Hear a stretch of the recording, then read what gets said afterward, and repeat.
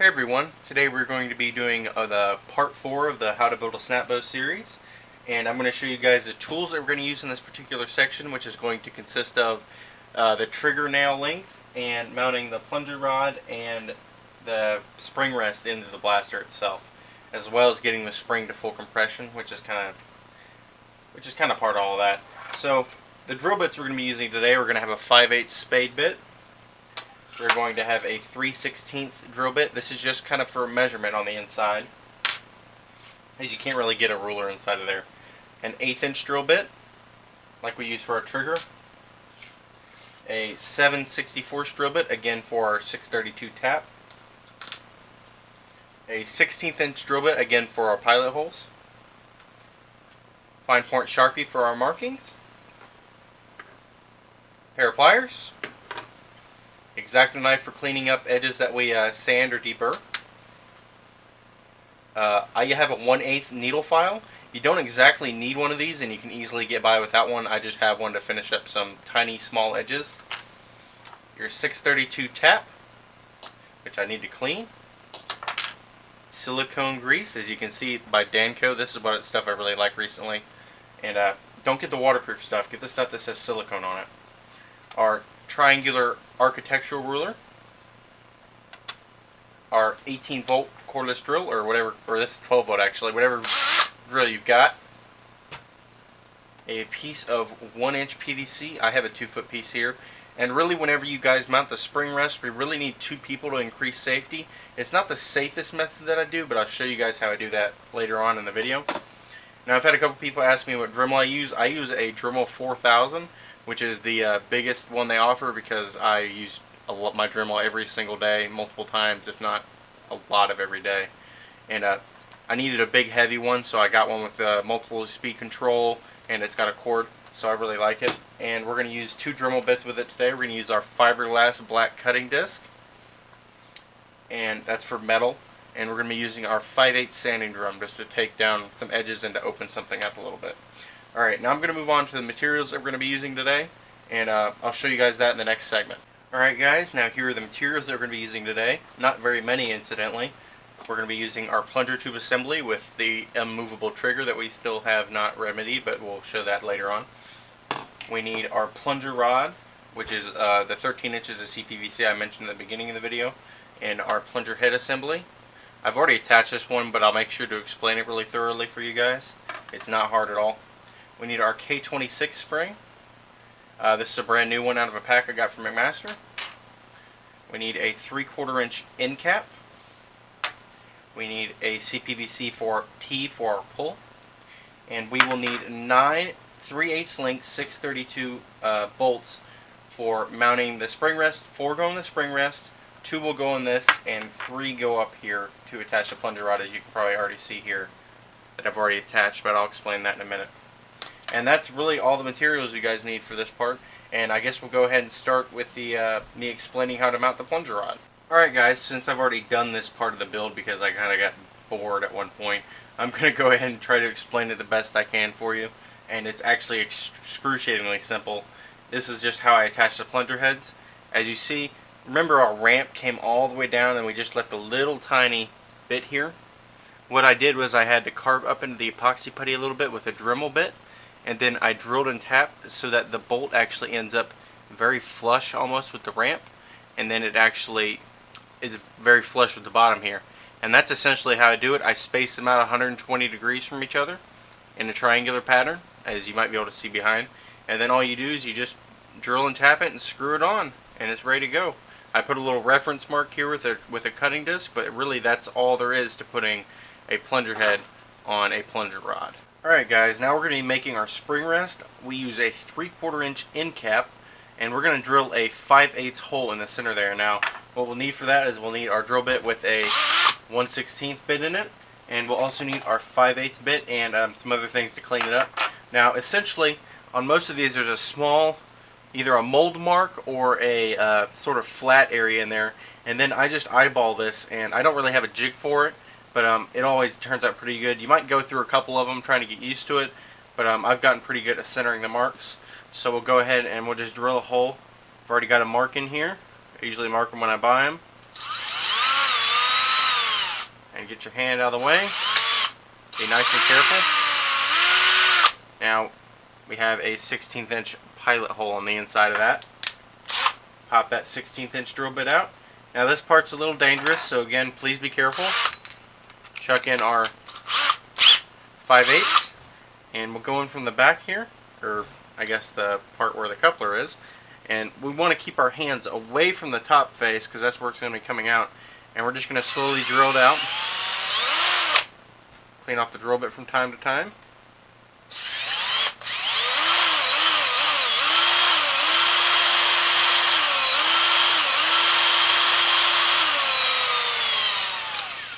Clean out some shavings. And we're just about through. And there you see. And there we have it, a fairly nice centered hole on the back of that end cap. And now what I usually like to do is I like to take my X-Acto blade and just clean the edges around, like so. Let me do the inside.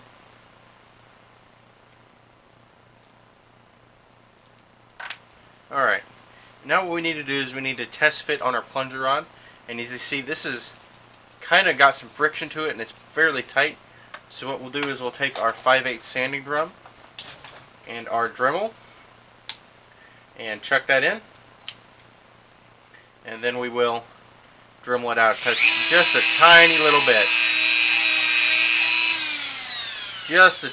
bit, just so we can get a little bit less friction on our plunger rod, because friction is bad. And as you see, it slides a little bit freer, and it works pretty good. I usually sand off all the lettering off the back. And then we're ready to go, and now we'll go on to marking our plunger rod for our rear holes.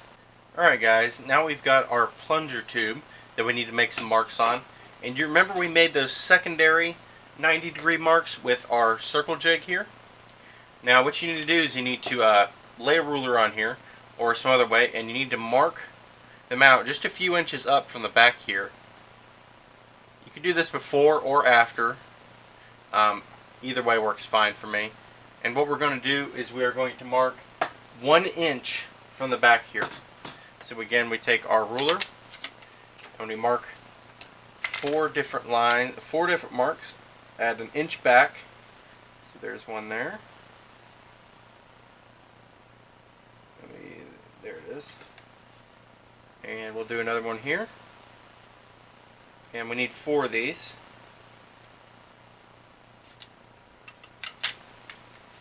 Trying to do this all on camera for you guys. Not used to having to not be able to move myself whenever I need to do something.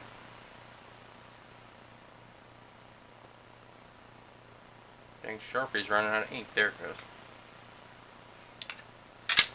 Do one more at the back, and that'll leave our 4 holes, or 4 marks for soon to be holes to be made.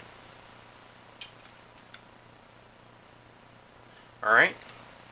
Now that we've got 4 marks on our secondary 90-degree marks, we can go ahead and drill it with our, not that big of a drill bit.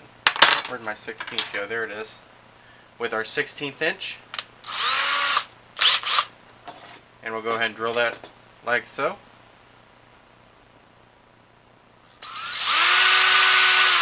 There's one.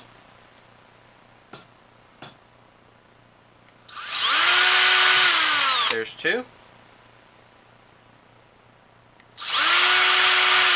There's 4. 3, I can't count today. There's 4. Alright, now remove this particular drill bit from your drill, and we are going to be moving on to a 7/64 bit. Go ahead and chuck that in, and then follow up right behind it. 1, 2, 3, 4. Alright, I'm going to clean my drill bit. Actually, I'll leave that chucked in there for now. Now, those are just holes for now. And we're actually going to move on to the trigger next. And I'm going to show you guys, you see how it doesn't move? We're going to show you guys how we can loosen that up and get our nail to the correct length. Alright guys, in this segment we're going to be discussing nail length for snaps, and this is one of the most important things about your snap bow that you build. Now, the ideal length that I found for my snap bows that I built is slightly less than 3/16 of an inch. A little bit, it's kind of in between 1/8 in and 3/16 in. So what I like to do is I like to see about how much you need to cut off and just eyeball it, and then I just take my pair of pliers, pull the clothespin reapart, and then I take my Dremel. Let's remove that real quick and put in my cutting disc. Now you want to make sure you take very good amount of time with this, because the snap nail is what makes your snap what it is. So I'll go ahead and cut it off.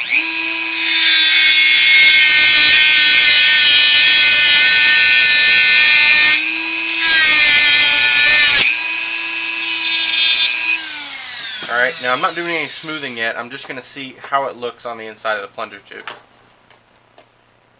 Reattach it. Alright, and as you can see in there, that is too long by a little bit still. So we'll go ahead and pull it back out and we'll do some more cutting.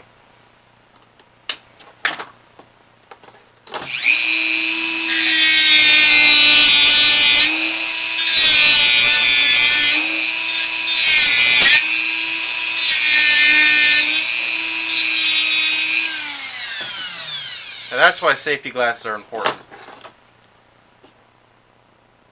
Go ahead and thread it back in there. Watch the nail, because it will get very hot from cutting. Alright. And let me blow that out so you guys can see. That is pretty close to what you're looking for.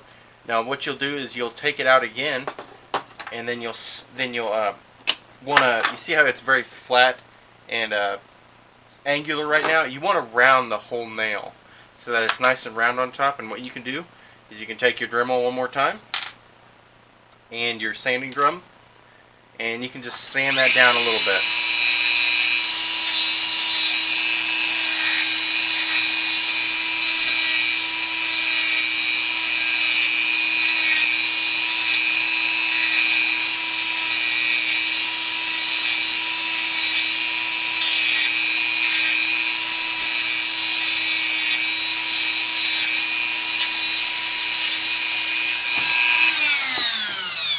Alright, and then one more thing I like to usually do is come back in with a little bit of sandpaper. Anywhere from, I know I didn't list this at the beginning, anywhere from 220 to 320 grit. And then you just sand off any rough edges that you can feel on it, because you want this to be nice and smooth around the edges. Otherwise it will dig into your epoxy putty ramp. So make sure it feels all nice and smooth and round. Alright. And that is something like what we're looking for. I hope you guys can see it. I'm trying to hold it pretty close to the camera. And what we're going to do to expand the nail hole in our snap bow, because as I showed you guys before, we cannot even pull the trigger on this because it's such a tight hole. We're going to take our 1/8 inch drill bit and we're going to just drill just very slowly, and we're going to just tilt it a little bit forward, just a tiny little bit, and then just wiggle it around just a tiny bit. Now this is a very important. This is very important not to rush. You always want to keep checking and making sure you're not making your nail too. You want it to be just barely big enough for you to pull your trigger.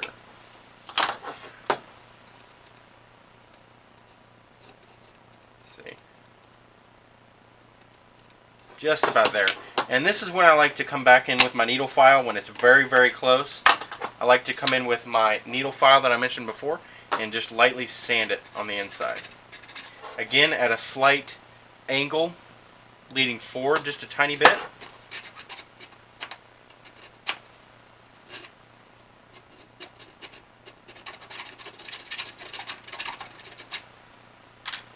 Alright, let me check that again. This is all about checking your length, guys. This is one way to screw up a trigger that you do not want to go through again, because then you'll have to build a new one. Alright, so as you can see inside of there now, hopefully, whenever you pull the trigger, the nail retracts. And that's how a snap bow catch works. You guys get a good view in there? That's about how long your nail should be.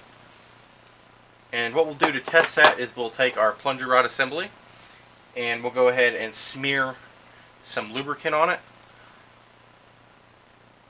Get a good amount since you're lubing your plunger tube for the first time.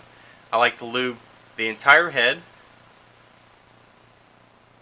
and underneath the skirt part of it. Then I like to also get the ramp as well, just to make doubly sure that the nail is getting as little friction as possible on it. And then we smear it around a little bit, wipe our finger off, and then we insert it into the plunger tube. Pull your trigger so that you can put it all the way forward, and then you should get a nice, almost frictionless pull. And what we'll do to check is we will pull on it and confirm that it's fairly easy to pull back and it locks into place. Like if you hold it fairly centered and you push on it, it's not going to misfire. That's like me using most of my strength. That's all my strength right there to try to push on it, and that is a very solid catch. And as you see, whenever you pull the trigger, it releases. Makes a nice click lock. And that's how you make a snap catch that actually works. I'll try to get a view from back here. Actually. You pull back, and then you see the nail locks into the groove that we made earlier with the washer. And that's how you get your snap catch to be of the perfect length. It's all guess and check. Or not guess and check, make an educated guess and check. Because you do not want to cut it too short, because then your snap bow will not catch. And I promise you that it will not catch if you get it even a hair too short. So err on the side of long and then slowly sand it or shape it down to the correct length. Again, we want, I believe it's slightly less than 3/16 of an inch. I'm going to pull my plunger rod out real quick and double check, just so I can give you guys an approximate. It's pretty close to 3/16 of an inch into the plunger tube, and that provides a nice solid lock with a good trigger pull. And just make sure you're real careful about the hole in the plunger tube. That has to be as small as possible with you being able to get away from it. Get away with it, rather. So I guess now we'll move on to the next part, and I'm going to go ahead and cut it here, and I'm going to see how that turned out on film. Alright guys, now we're going to be mounting the rear end cap, which is going to become our spring rest for this. And what you need to have ready before you do anything is you need a drill with a 7/64 bit ready to go, ready to drill. You need a 632 tap ready at hand. You're also going to need 4 of your 3/8 length 632 screws, and a screwdriver, of course. And you're also going to want a second person who's behind me at the moment, and your 2-inch and your 2-foot piece of 1-inch PVC. Now, how you're going to go about this to get full compression on your spring is you're going to pull the catch up so it locks. You already have your K26 loaded on here. And then you're going to take the 1-inch piece of PVC and you're going to push down as hard as you can on that. And then you have your assistant hold this. It's going to take some strength. And then you want to drill one hole in there. And then you want to tap it. You're going to want your dad or someone else strong. My dad is helping me right now. And he moved, so I have to re-drill another hole. Not a big deal. Now this isn't absolutely necessary. This is just how I do it. I know there's other methods for it. And you just do it quickly so your partner does not get wore out. And withdraw. You alright up there? Yeah.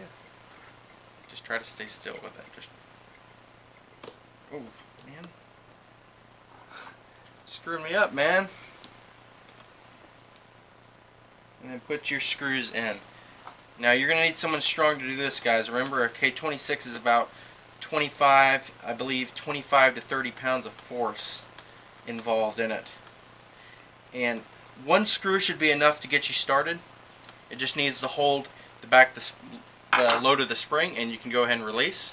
Thank you. And you've got one screw in there. And now remember, you're going to want to release your plunger rod immediately because you've only got one screw holding the spring rest in.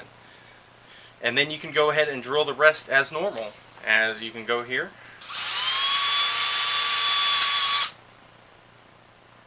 And you'll do this same thing to all four. And then you'll tap all four, and then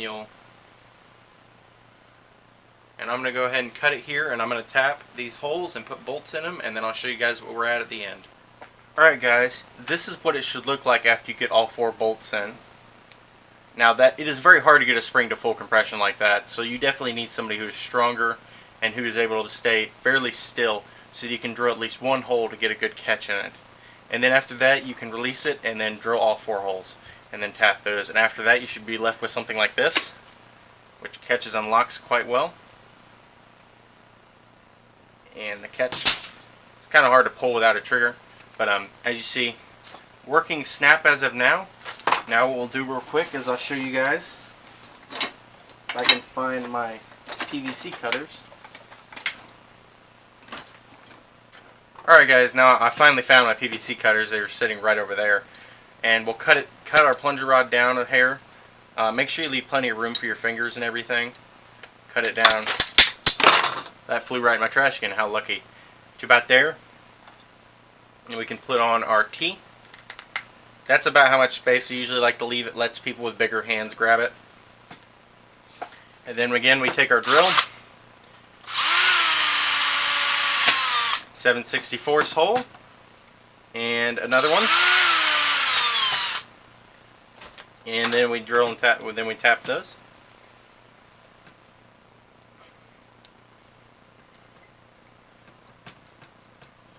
La la la, boring. I know, right?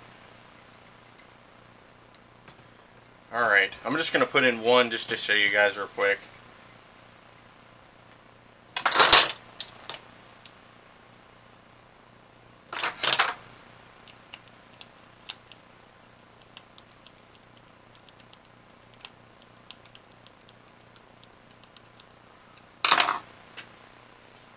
Alright, now as you see at this point we have a working snap minus the handle. And the handle is actually going to be the next episode since it takes quite a bit of time to get right. So, thanks for watching guys. If you liked it, please subscribe, like, comment. You know, if you have a question, throw it down below and I'll try to answer it. I will talk to you guys later. I'm going to be away from my computer most of the day tomorrow. So, just keep asking questions. I'll answer them when I get back that night.